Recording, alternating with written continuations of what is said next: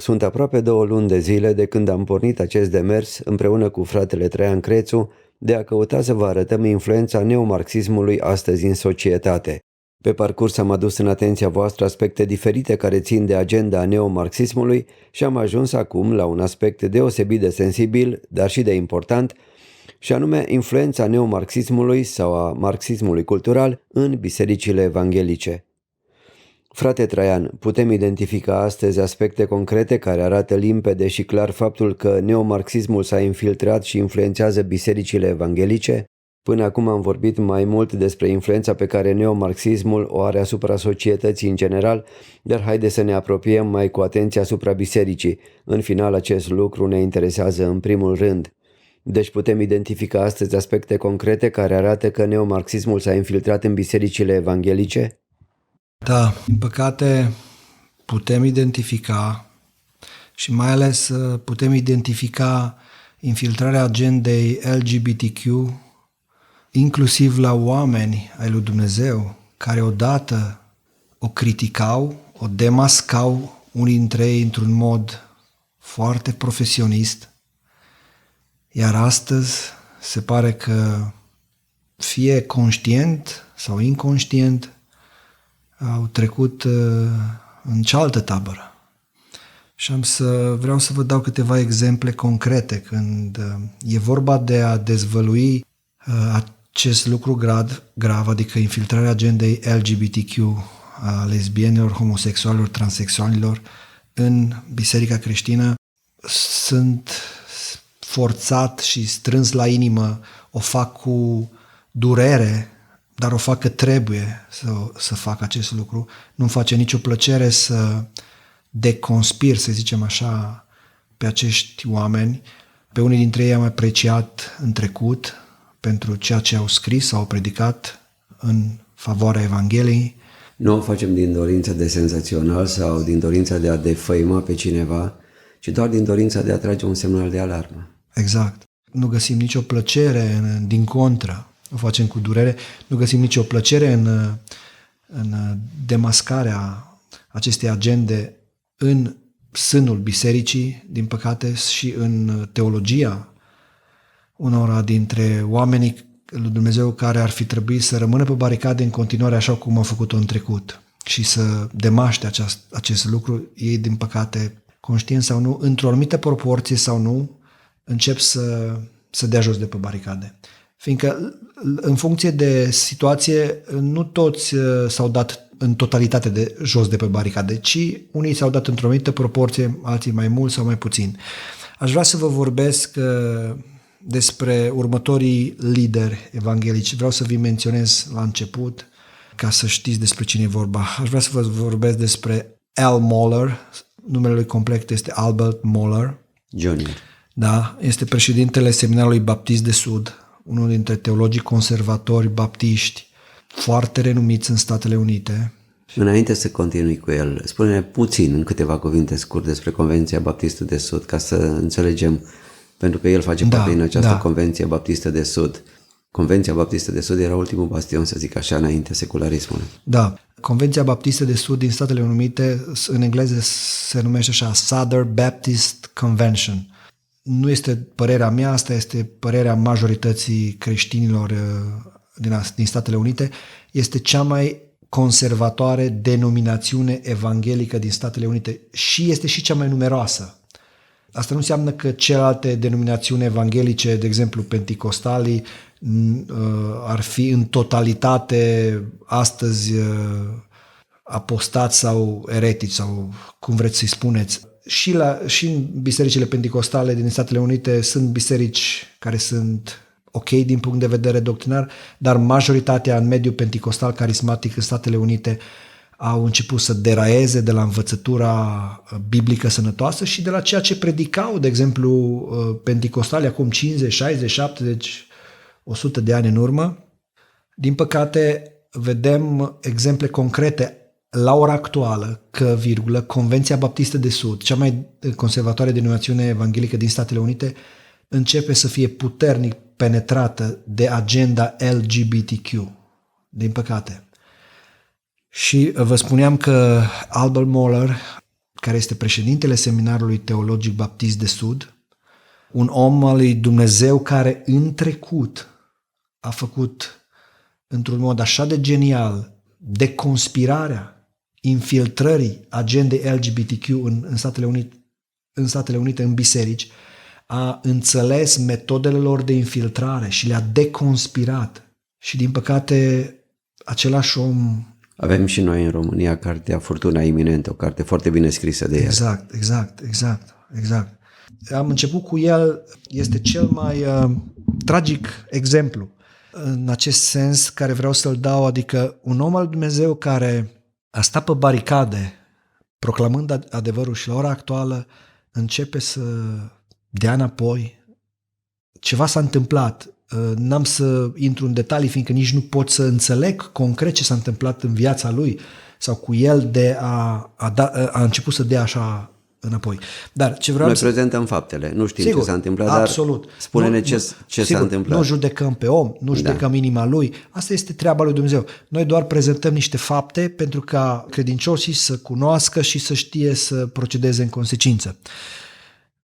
În 2005, Albert Mohler a afirmat corect următoarele lucruri, demascând într-un mod așa de precis infiltrarea și modalitatea de infiltrare a agendei LGBTQ în biserică. Și am să vă redau citatul care demonstrează chestia asta, dar o să-l citesc încet și o să încerc să explic anumite cuvinte, că el are un limbaj teologic înalt și uneori cuvintele lui sunt mai greu de înțeles pentru credincioși obișnuit, dar să nu credeți că o face din aroganță lucrul ăsta. Omul este așa de citit încât uneori e greu să folosească cuvinte care toți oamenii simpli le înțeleg. Dar fiți atenți la ce spunea el în 2005 despre infiltrarea și modalitatea de infiltrare a agendei LGBTQ în biserică. El spunea așa: folosind eludări, adică ocoliri, circumlocațiuni și contorsionări, înțelesul textului biblic este revizuit, adică alterat, pentru a se nega condamnarea pe care textul biblic o aduce homosexualității. Chestiunea critică care este folosită ca un dispozitiv hermeneutic de către revizioniști este conceptul de orientare sexuală. Și am să mă opresc un pic aici și am să continui după aia citatul să vă explic faptul că el spune aici că chestiunea critică care este folosită ca un dispozitiv hermeneutic. Hermeneutica este acea parte sau disciplina teologiei care te învață cum să faci exegeză, cum să înțelegi ceea ce vrea să spună un text biblic. Și când spune că chestiunea critică este folosită ca un dispozitiv hermeneutic, adică acea chestiune care revizioniștii o aduc în discuție, adică conceptul de orientare sexuală, este folosită ca un dispozitiv care să determine ca înțelesul textului biblic să fie alterat, modificat, printr-o strategie hermeneutică, fals hermeneutică sau greșit hermeneutic. El continuă așa: descoperirea modernă, și el pune ghilimele în textul original la descoperire, adică ironizează termenul de descoperire.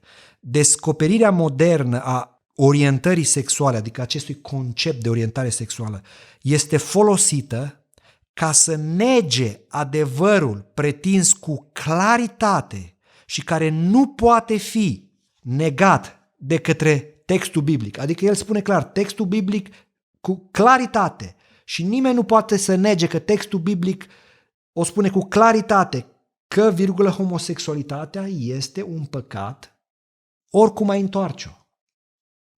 Deci Mohler spune că Biblia pretinde cu claritate și condamnă conceptul de orientare sexuală, inclusiv construcția aceasta, orientare sexuală, și că această găselniță modernă de care spune el, această descoperire, adică în ghilimele descoperire a acestui concept de orientare sexuală, va fi folosită de către revizioniști, adică de către teologii care vor să introducă agenda LGBTQ în biserică pentru infiltrarea cu conceptele LGBTQ în biserică.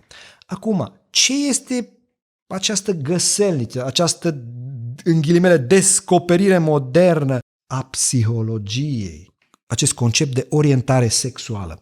Și vă dau definiția de dicționar.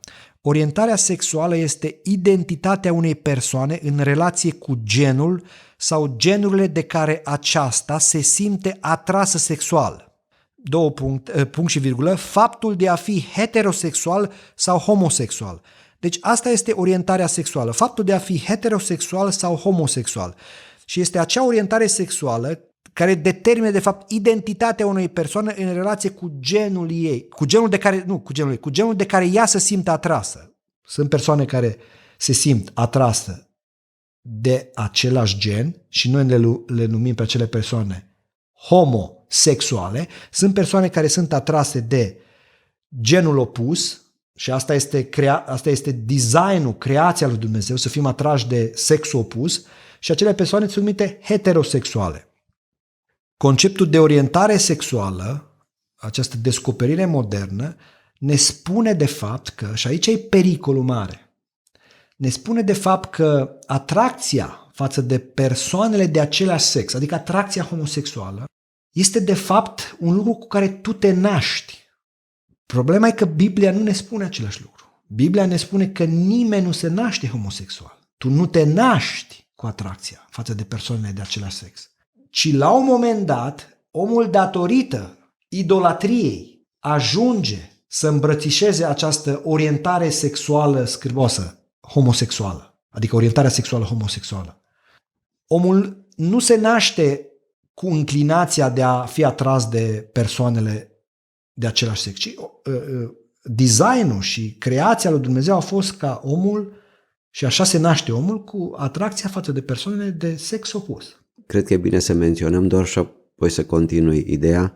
Astăzi nu doar se promovează relațiile și nu doar se spune că relațiile homosexuale ar fi în regulă și n-ar fi împotriva voii lui Dumnezeu, dar asta a fost doar începutul și s-au făcut pași după aceea încă se promovează și teoriile acestea în care un om poate să-și modifice identitatea lui sexuală, adică poate să-și schimbe sexul cu care s-a născut, ceea ce dovedește că atunci când s-a pornit la drum și s-a spus că asta a fost începutul, trebuie să acceptăm și relațiile homosexuale ca fiind ceva normal pentru că așa s-a născut omul, dar se dovedește că promotorii acestor idei de fapt au vrut să meargă mai departe și au reușit să meargă mai departe, spunând că până la urmă poți chiar să schimbi sexul dacă tu vrei să schimbi sexul cu care te-ai născut și se dovedește pe parcurs, se dovedește că ideea aceasta a fost doar un pretext pentru a se ajunge la lucruri mult mai grave. Sigur.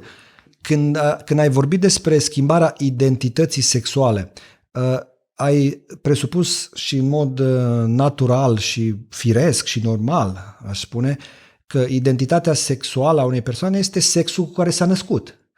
Problema următoare, în conceptul de orientare sexuală, ei spun că tu te poți naște cu un anumit sex, dar sexul respectiv nu definește identitatea ta sexuală. Identitatea ta sexuală este definită în conceptul de orientare sexuală de atracția ta sexuală, care poate fi față de persoanele de același sex genetic cu tine sau de persoanele de sex opus genetic ca și tine. Adică, de exemplu, dacă eu sunt un bărbat și sexul meu genetic este bărbătesc, cromozomii, genetica mea îmi spune că am un XY, adică că sunt bărbat, totuși în conceptul de orientare sexuală, perversitatea este următoarea. Sexul genetic nu este tot una cu identitatea sexuală, adică eu, deși am sexul bărbătesc, pot să optez, spun ei, bine, ei nu spun că poți să optezi, ei spun că te naști cu atracția față de persoane de același sex. Și atunci ești atras tot de bărbați. Asta e perversitatea. Perversitatea este că identitatea sexuală nu este echivalentă cu sexul tău genetic, ci este dată de preferințele tale, de atracția ta sexuală și pe care ei spun că cu asta te naști. Și asta este foarte periculos, fiindcă odată îmbrățișată ideea aceasta, Dacă tu te naști așa, înseamnă că tu nu te poți schimba. Și din contră, ei vin acum și creează cadrul legislativ ca să oprească terapia de reconversie. Adică dacă eu ca pastor sau psiholog sau medic sau consilier încerc să te conving pe tine că atracția homosexuală este păcătoasă, nenaturală, eu de fapt fac un abuz asupra psihicului tău și vor să incrimineze legislativ lucrul acesta ca să oprească terapia de reconversie. Adică încercarea pe care un pastor sau un psiholog sau un medic prin consiliere o face asupra unui subiect, încercând să-l convingă că homosexualitatea este ceva aberant greșit și să îmbrățișeze heterosexualitatea. Albert Morel a identificat foarte bine că acest concept de orientare sexuală este calul troian cu care se infiltrează biserica creștină pentru a se deschide agendei LGBTQ. Și tot în anul 2005, în partea întâi din perspectiva teologică, Albert Morel susținea tot genial, aș spune eu, următoarele lucruri. Mă refer genial în privința deconspirării infiltrării agendei LGBTQ în biserică, a modalităților de infiltrare. Și astfel spunea Albert Morel: ceea ce a urmat a fost un efort strategic și bine calculat pentru a câștiga legitimitatea, adică recunoașterea homosexualității, pentru a promova temele homosexualității în media, pentru a primi favoruri sau beneficii speciale ca și o clasă legală protejată, se referă la homosexuali. Mai departe, mișcarea homosexuală a militat pentru scopuri politice specifice, cum ar fi abrogarea, adică abolirea tuturor legilor antisodomie, recunoașterea parteneriatului homosexual la egalitate cu căsătoria heterosexuală. Atenție mare că lucrurile astea vin și încoace. Crearea de legi antidiscriminare în favoarea homosexualilor, desigur. După care, înlăturarea tuturor barierelor pe care homosexualii le-ar întâmpina în cazul accesului lor în armată, academie, afaceri și biserici. Continuu cu ceea ce spunea Albert Morel. Pentru a realiza aceste scopuri, mișcarea homosexuală s-a organizat pe sine însuși ca o mișcare de eliberare bazată pe o ideologie a eliberării de sub opresiune construită pe fundații marxiste. Nu se putea mai genial să descrie Albert Morel această infiltrare a agendei LGBTQ, această modalitate de infiltrare a agendei LGBTQ în biserică și în societate. Faptul că am avut discuția despre neomarxism în episoadele precedente ne ajută să înțelegem mai bine ce se întâmplă. Exact. Problema este următoarea. Asta spunea în 2005. Asta spuneam Albert Morel în 2005. Și o spunea bine și hotărât. Excelent de bine. Sper că am fost suficient de clar în prezentarea citatului lui, dar o spunea... Era biblic și dovedea că este un creștin conservator din perspectiva aceasta. Și un creștin conservator și mai ales un creștin biblic, cu mare discernământ, care a identificat modalitatea de infiltrare a agendei LGBTQ în biserică.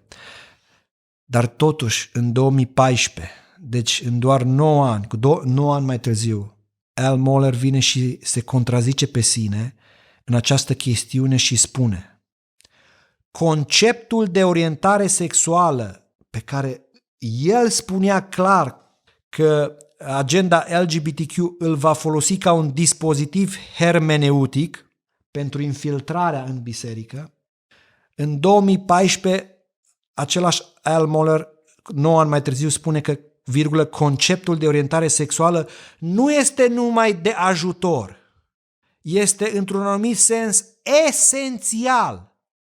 Chiar și cei care argumentează împotriva lui, a existenței lui, trebuie să-l descrie și să-l afirme folosind ceva egal, ceva echivalent, asemănător cu el.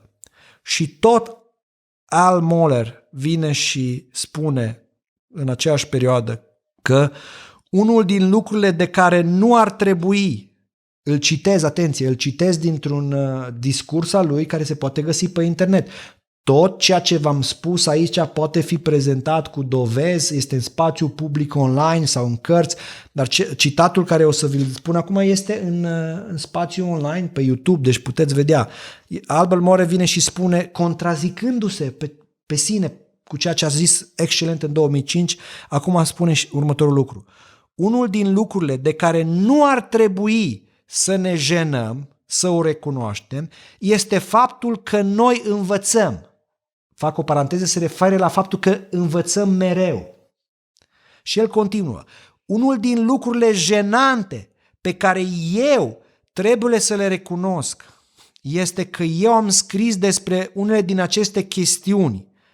Se referă la chestiuni legate împotriva agendei LGBTQ. Timp de aproape 30 de ani, spune Albert Morer. Și în anumite puncte, spune el, trebuie să spun că am greșit și trebuie să ne întoarcem și să le corectăm cu ajutorul Scripturii. El continuă. În trecut, în discuțiile pe seama acestei controverse, am crezut că este necesar, pentru ca să clarific mesajul Evangheliei, să neg orice este legat de orientarea sexuală. Atunci am vorbit la un eveniment al Asociației Naționale a Evanghelicilor, acum peste 20 de ani în urmă, când am avut acel punct de vedere. Și el spune despre acest lucru, despre faptul că atunci a vorbit la evenimentul acela al Asociației Naționale a Evanghelicilor în urmă cu 20 de ani, când a avut acel punct de vedere în care a negat conceptul de orientare sexuală și el spune, continuă citatul, mă pocăiesc de asta. Ce să mai spunem în fața unor asemenea lucruri? Vreau să vă spun clar, la ora actuală Albert Morer nu neagă că homosexualitatea este păcat, dar s-a deschis calului troian al agendei LGBTQ pe care el însuși îl demasca în 2005, adică s-a deschis conceptului de orientare sexuală. Există un documentar făcut în urmă cu 3 ani, Inamicii din biserică se numește, se poate închiria și viziona sau se pot viziona scene din documentarul respectiv, fragmente mai scurt pe YouTube gratis. Documentarul se numește Inamicii din biserică. Documentarul este produs de un pastor baptist care a fost un mare fan al lui Albert Morer, un om care l-a apreciat timp de 20 de ani, dar care în momentul când a văzut această schimbare de macaz a considerat că este datoria lui de creștin ca să o demaște și omul acela a făcut un documentar excelent în care în documentarul respectiv sunt prezentate mărturii ale profesorilor de la Seminarul Teologic Baptist de Sud, unde Albert Morer este președinte, care spuneau cum au fost persecutați de Albert Morer și conducerea seminarului pentru pozițiile lor împotriva agendei LGBTQ. S-a ajuns până acolo. Da. Albert Morer spunea că trebuie să-și reconsidere poziția în lumina Scripturii, foarte interesant. Da. În lumina Scripturii a înțeles odată că nu e bine exact. Și acum în lumina Scripturii înțelege că e bine, o altă hermeneutică. Sigur. Este un lucru extrem de tragic, este efectiv o redefinire a ceea ce Biblia învață. Un fel de alchimie în teologie.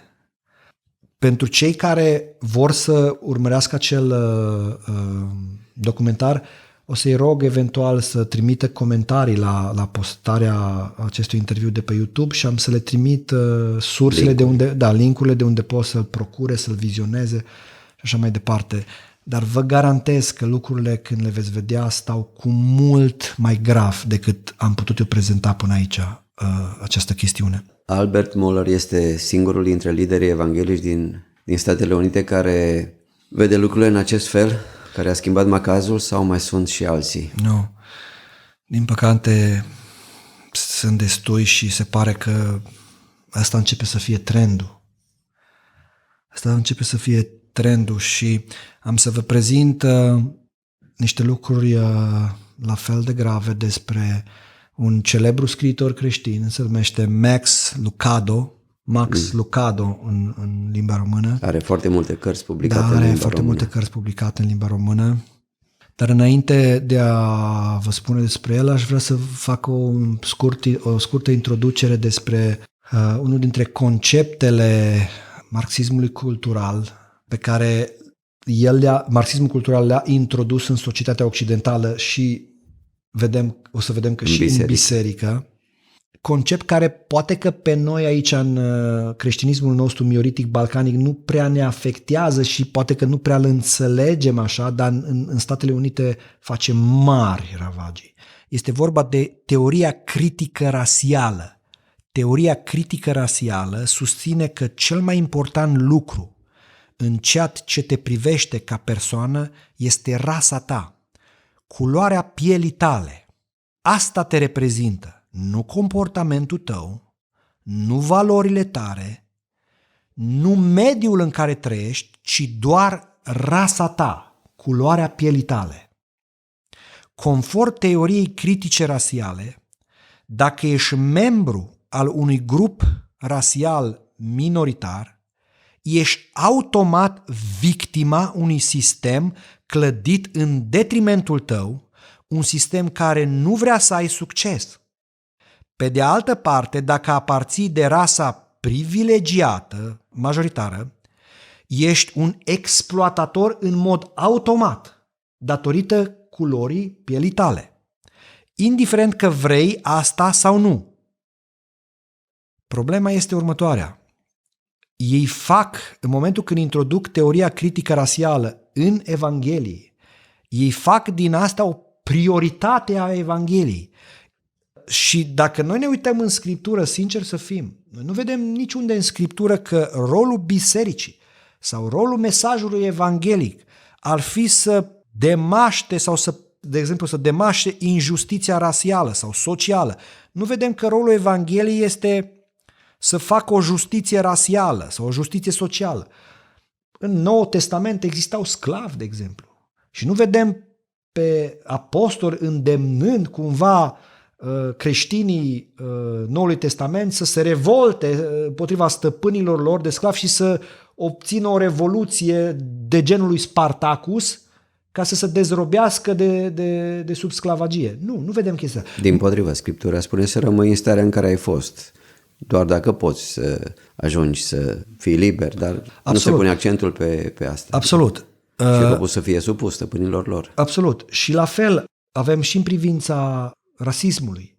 Nu vedem că rolul bisericii ar fi să angajeze într-o luptă politico-socială împotriva rasismului. Deși, să nu fim greșit înțeleși, creștinismul biblic niciodată, sub nicio formă, nu a promovat sclavagia și rasismul. Ceea ce au făcut creștinii de orientare evanghelică calvinistă în Statele Unite, folosind tot felul de tertipuri teologice ca să-și motiveze ceea ce i-au făcut în secolul 17. Să motiveze că au dreptul să dețină sclavi. Exact, să motiveze faptul că au voie să dețină sclavi și să captureze negri și să-i ducă să-i pună să lucre pe plantațiile lor de bumbac și de trestie de zahăr. Este absolut o aberație lucrul ăsta. Este total necreștin lucrul ăsta. Și nu numai atâta. Au fost tot creștinii influențați de Evanghelie, care au creat demersurile politice ale dezrobirii și ale eliberării sclavilor. Dar nu au făcut niciodată din asta o prioritate a Evangheliei. Nu asta este rolul bisericii.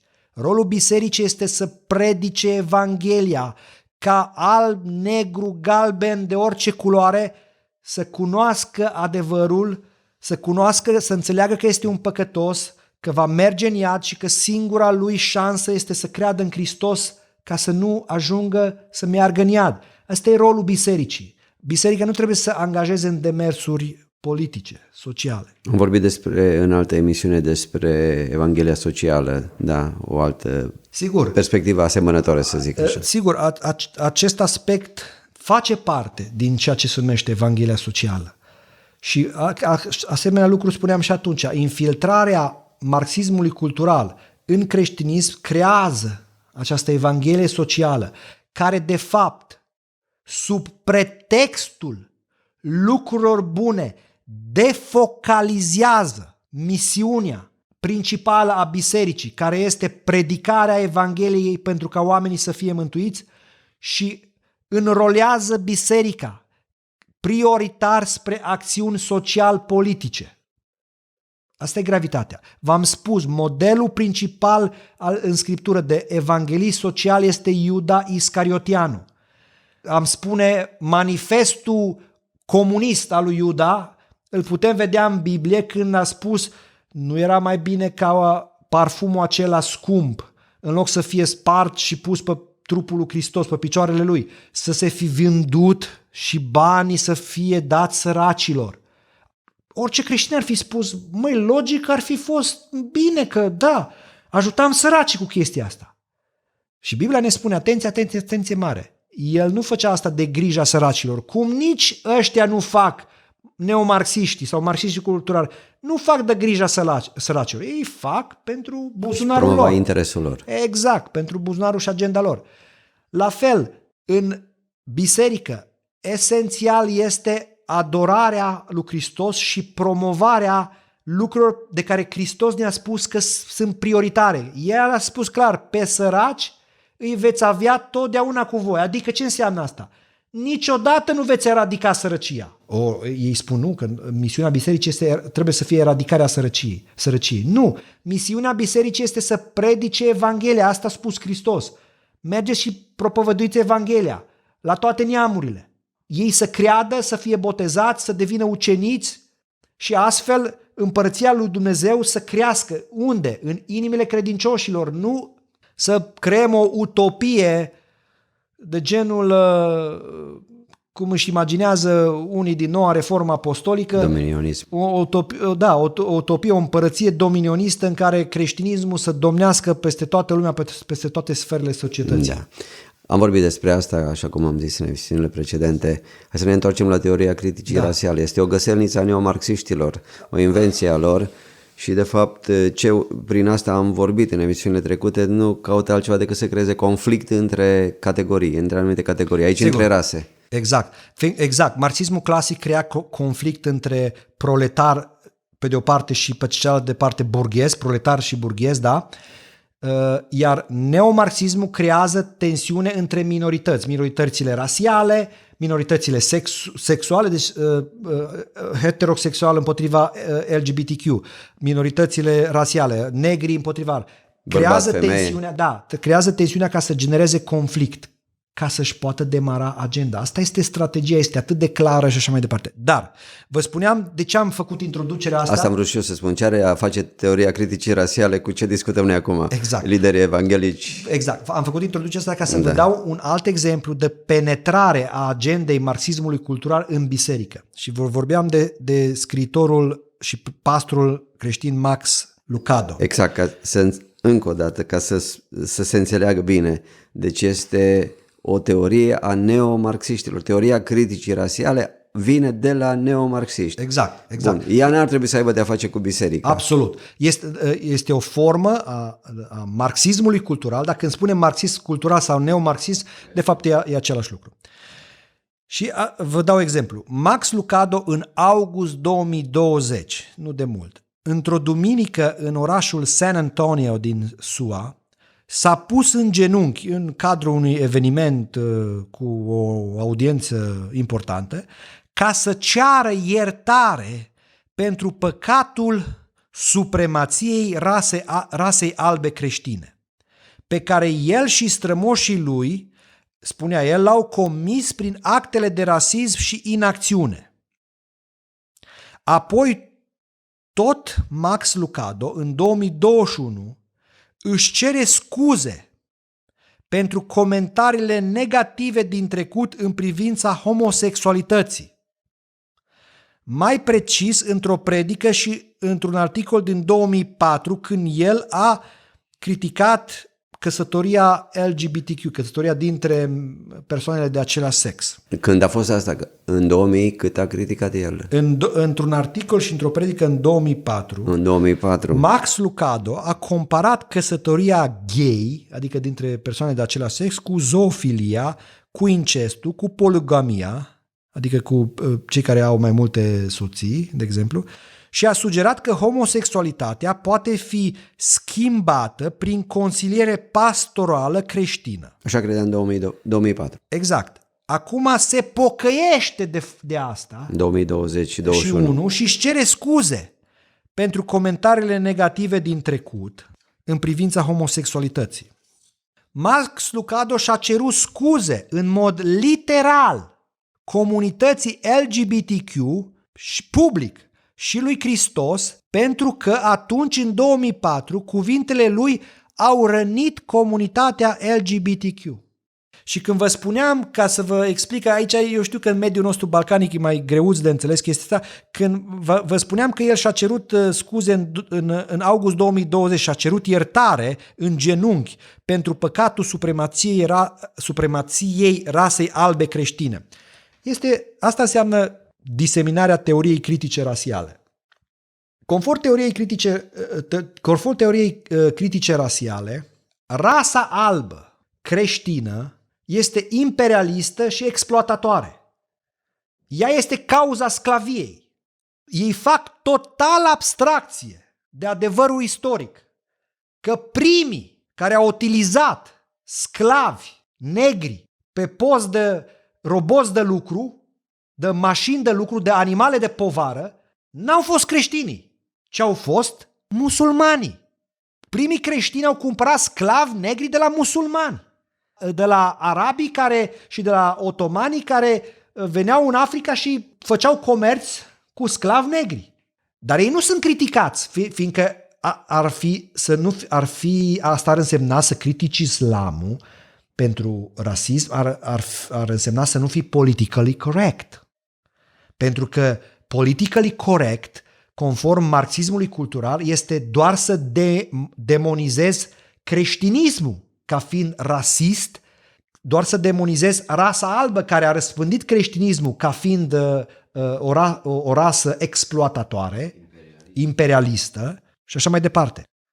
În condițiile în care, cum vă spuneam și în emisiunile trecute, cei care au abolit sclavia n-au fost musulmanii care au utilizat sclavia negrilor, inclusiv după ce creștini au abolit sclavia negrilor, ci vă spuneam că în episoadele trecute că albii creștini au făcut războaie între ei. Nordul și sudul în America s-au bătut între ei în războaie pentru abolirea sclaviei.